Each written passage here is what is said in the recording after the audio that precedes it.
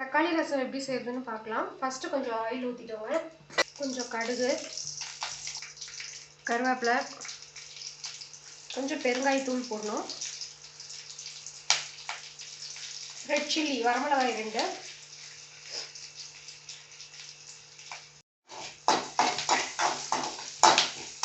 கொஞ்சம் மஞ்சத்தூள், பூண்டு ஒரு 4-5 பல், அப்புறம் மிளகு, ஜீரகம் இதெல்லாத்தையும் 2 தக்காளி போட்டு அரைச்சதை இன்னும் ஊற்றுறோம்.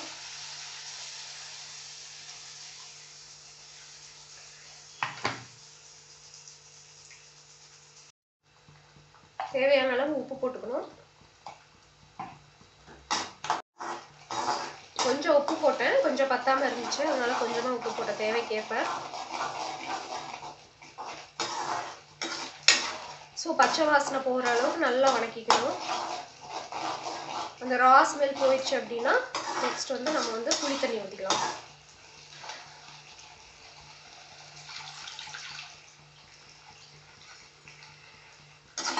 புளி தண்ணி ஊற்றி கொஞ்சமாக தேவைக்கேற்ப இன்னும் கொஞ்சம் தண்ணி எக்ஸ்ட்ரா ஊற்றிக்கலாம்.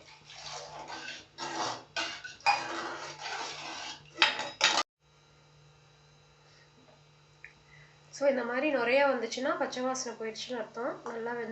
நல்லா காஞ்சிடுச்சு.